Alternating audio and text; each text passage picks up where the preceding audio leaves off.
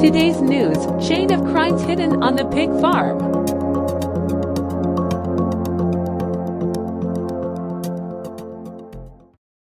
Chain of crimes hidden on the pig farm. Pig farm killer Robert Pickton, the man suspected of killing the most people in history, was repeatedly caught out by police indifference in the 1990s. Robert Pickton was born in 1949 into a pig farming family in British Columbia. Robert had a violent father and a very strict mother who forced him to work long hours on the farm from a young age, dropping out of school at 14. Robert worked as a meat cutter for nearly 7 years before working full-time on the farm. In 1979, after his parents passed away, Robert, his sister and brother inherited the pig farm, sold part of the land and earned 5.16 million CAD. The Robert brothers neglected farming, turning the farm into a venue for dances, concerts and other entertainment activities. In 1996, they registered a non-profit charitable organization, Piggy Palace Good Times Society, which ran wild and wild parties featuring sex workers, drug addicts in the downtown area East Side. Crowds gathered at the converted slaughterhouse on the farm. Neighbors complained about drug use and noise. The Robert brothers were sued by city officials for violating planning regulations but still held a New Year's Eve party in 1998, then faced a ban. Their organization was disbanded in January 2000. The victims are ignored. Vancouver's downtown East Side is notorious for its high rates of poverty, homelessness, drug addiction, and prostitution. Robert is very familiar with the area because he often disposes of animal parts at a waste treatment plant here. He often uses money and drugs to seduce and bring women home. From 1978 to 2001, at least 65 women were reported missing in the downtown East Side. Many of them are prostitutes, drug addicts, and estranged from their families. Their disappearance often goes unnoticed. As the rate of disappearances increases, rumors of a serial killer gradually spread in the downtown East Side. Sex traffickers began traveling in groups and recorded license plates of cars picking up women. But the disappearances continue. In 1991, the families of the missing women demanded a thorough investigation, but the police response was very slow. Vancouver police deny there is a serial killer on the loose, even suggesting the missing women have moved away or died of drug overdoses. Some newspapers complained about police indifference, accusing them of not prioritizing crimes against prostitutes because of limited resources. Missed opportunities.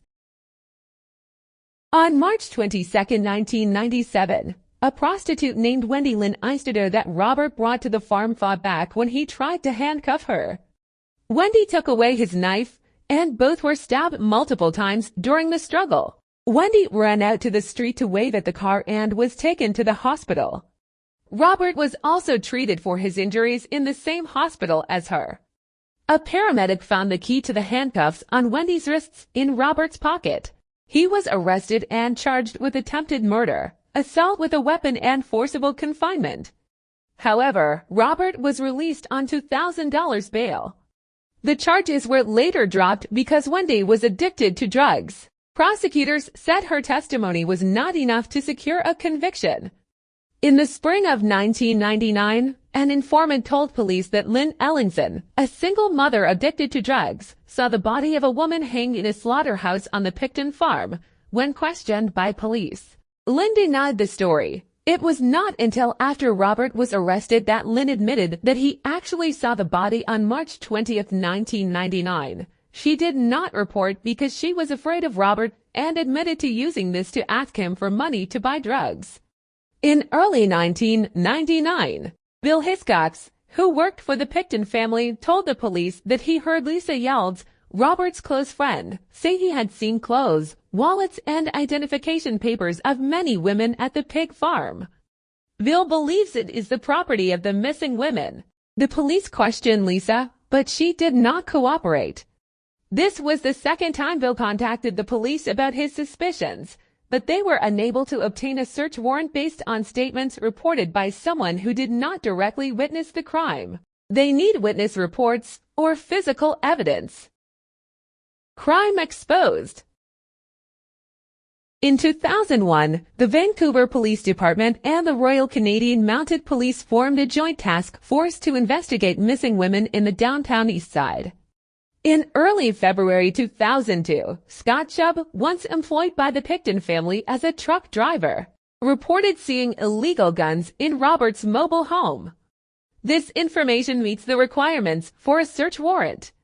On February 5th, a special task force raided the pig farm. In addition to several illegal and unregistered guns, they also found personal belongings of the missing women. The Picton brothers were arrested, but quickly released. However, Robert was monitored by the police, and the farm was sealed for investigation. On February 22, 2002, Robert was arrested on charges of first-degree murder. On May 26, 2005, he was charged with a total of 27 counts of first-degree murder. The pig farm became the largest crime scene in Canadian history. Excavations continued until November 2003. Investigators took 200,000 DNA samples and seized 600,000 exhibits. The necessary archaeologists and forensic experts sifted through 383,000 cubic meters of land looking for human remains.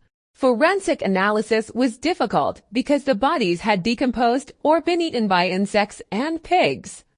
Investigation costs are estimated at nearly 17 million CAD. Police found the remains of some victims along with bloody clothes. They also found a loaded revolver, boxes of handgun ammunition, night vision goggles, 2 pairs of handcuffs, a syringe with 3 milliliters of blue liquid inside, and aphrodisiacs in Robert's trailer. In 2004, test results showed that the clothes and rubber boots that Robert wore in the attack on Wendy, which were confiscated by police in 1997, contained the DNA of 2 missing women. The pig farm killer pays the price. While in custody, Robert told an undercover police officer posing as a fellow prisoner that he wanted to kill one more person to bring the number of victims to an even 50, suggesting that he was responsible for 49 murders. The video recording of the statement was later used as evidence in Robert's trial. The trial began on January 30, 2006. Robert pleaded not guilty to 27 charges of first-degree murder. After reviewing the evidence, the judge dismissed 1 count for lack of information, dividing the charges into a group of 6 counts and a group of 20 counts.